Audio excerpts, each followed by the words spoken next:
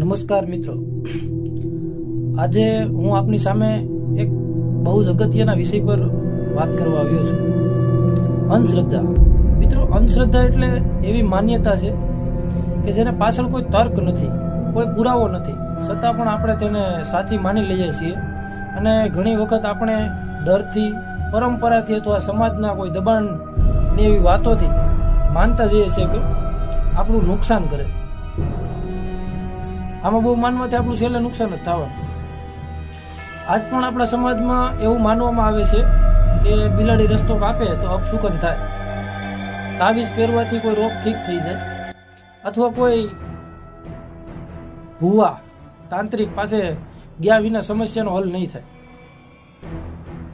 પણ આવું બધું હોતું નથી મિત્રો. આ બધું વિજ્ઞાન નહીં, અંધવિશ્વાસ આને કહેવાય. આ અંધવિશ્વાસની વ્યાખ્યા અને પરિભાષા હું માનું છું, મારો વ્યક્તિગત વિચાર છે. અંધશ્રદ્ધાથી લોકોનું મોટું નુકસાન થાય જ છે. લોકો સાચી દવા ન લે, ડોક્ટર પાસે જવાને બદલે તાંત્રિક પાસે જાય. આપણે યાદ રાખવું જોઈએ કે ઈશ્વર પર વિશ્વાસ રાખવો એ ખોટું નથી, પણ અંધવિશ્વાસ છે. અને અંધવિશ્વાસ રાખવો એ આપણા માટે ક્યારેક ને ક્યારેક ખતરનાક પણ સાબિત થઈ શકે. કારણ કે જો કોઈને કોબરો કરડ્યો હોય ને આપણે તાંત્રિક પાસે જઈએ અને એને સારવારમાં વિલંબ થાય તો એ વ્યક્તિને એનો જીવ પણ ગુમાવવો પડે.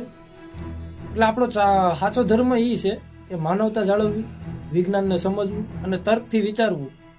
આપણા યુગમાં મોબાઈલ છે, ઇન્ટરનેટ છે, પણ વિચાર હજી પણ જૂના ને જૂની પરંપરાના રહી ગયા છે. આ સૌથી મોટું દુઃખ છે મિત્રો. જો આપણે આજે નહીં જાગીએ તો આવતી પેઢીને પણ ડરમાં જીવવું પડશે. અને આવો ડર આપણે ફેલાવતા રહેવું કે અંધશ્રદ્ધામાં આવું હોય, તાવ આવે તો દવા લેવા નહીં જવાનું, તાવીજ બાંધી દેવાનું એટલે સારું થઈ જાય. આવું કંઈ હોતું નથી.